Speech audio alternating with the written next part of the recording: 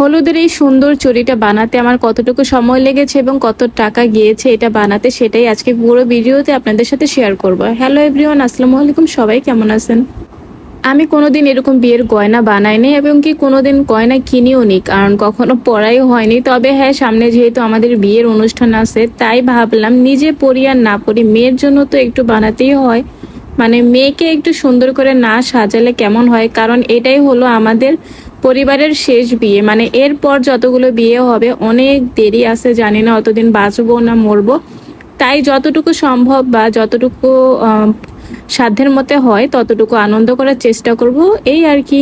যাই হোক, আজকে আমি এই যে মালাটা বানাতে বসেছি, এই মালাটার জন্য আমার সময় লেগেছে 1.5 থেকে 2 ঘন্টার মতো সময় লেগেছে। যেহেতু আমি একদমই নতুন, এই কাজ আমি এর আগে কখনোই করিনি।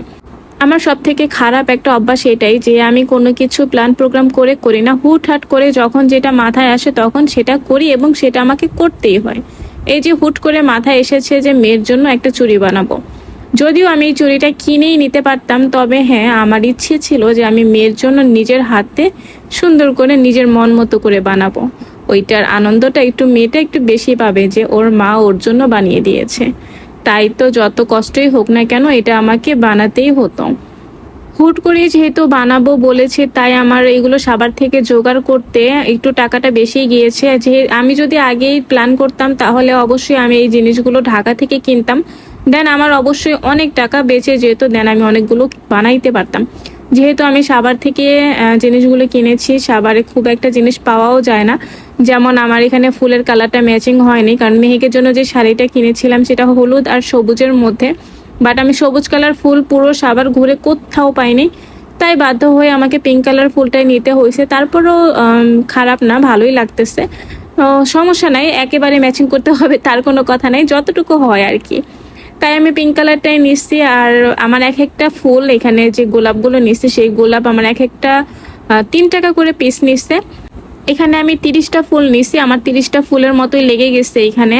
আর এখানে আমি সাদা যে মুক্তাগুলো নিয়েছি সেটা হলো 4 তোলা নিয়েছিলাম। এক এক তোলা আপনার 40 টাকা করে নিয়েছে।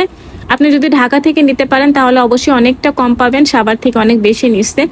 এই এক জোড়া চুড়ি বানাইতে আমার মোটামুটি প্রায় 250 টাকার মতো খরচা হয়েছে। তবে হ্যাঁ, ঢাকা থেকে নিলে অনেক টাকা সেভ হইতো। তো ফাইনালি আমার চুড়ি কমপ্লিট। দেখতে কেমন হয়েছে সেটা অবশ্যই কমেন্ট করে জানাবেন। চাইলে আপনারাও আপনাদের বাবুদের জন্য বা নিজেদের জন্য এভাবে ঘরে বসে কম খরচে সুন্দর মনের মতো করে বানিয়ে নিতে পারেন। আল্লাহ হাফেজ।